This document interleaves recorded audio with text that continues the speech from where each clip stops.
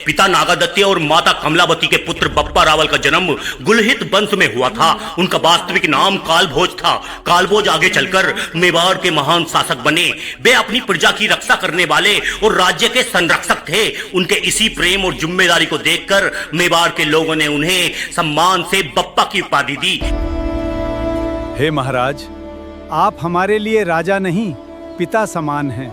आज से हम आपको बाप्पा कहेंगे, जिसका अर्थ था पिता के समान पालन करने वाला और रक्षा करने वाला। समय के साथ यही उपाधि उनका नाम बन गई और वे इतिहास में बप्पा रावल के नाम से प्रसिद्ध हुए। बप्पा रावल गुलहित वंश से संबंधित थे। मान्यता के अनुसार गुलहोत वंश भगवान राम के पुत्र लब की वंश परंपरा से जुड़ा हुआ माना जाता है। आगे चलकर यही गुलहित वंश शक्तिशाली सिसोदिया वंश के रूप में प्रसिद्ध हुआ, जिसने लगभग 1400 वर्षों तक मेवाड़ की सत्ता संभाली।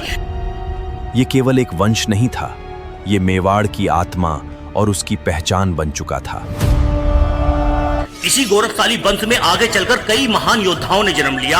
आज भी उदयपुर का राजघराना इसी ऐतिहासिक और सिसोदिया गौरवशाली वंश परंपरा से जुड़ा हुआ है। बप्पा रावल का बचपन कठिनाइयों से भरा हुआ था। उन्हें राजमहल के सुख नहीं मिले। उनकी माता उन्हें मेवाड़ के भिंडर क्षेत्र के जंगलों में लेकर आई, जहाँ उनका पालन पोषण हुआ। पुत्र, कठिन रास्ते ही महान योद्धाओं को जन्म देते हैं।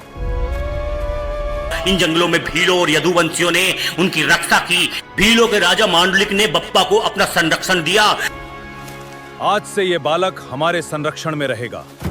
इसकी रक्षा हमारा धर्म है। यहीं से मेवाड़ के राजवंश और भील समाज के बीच एक गहरा संबंध शुरू हुआ, जो परंपरा के अनुसार आज तक चला आ रहा है। ये संबंध केवल इतिहास नहीं, मेवाड़ की आत्मा बन गया।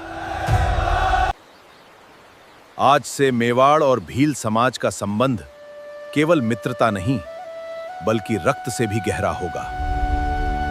कहा जाता है कि इन्हीं जंगलों में बप्पा रावल की भेंट सेठ साधु हरित ऋषि से हुई।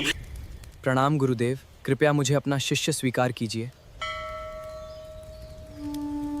हरित ऋषि ने उन्हें शिव उपासना, राजा के कर्तव्यों, नैतिक मूल्यों और धर्म के सिद्धांतों की शिक्षा दी। राजा बनने से पहले स्वयं पर विजय प्राप्त करनी पड़ती है। राजा वो नहीं जो केवल राज्य करे। राजा वो है जो अपनी प्रजा के दुख को अपना दुख समझे।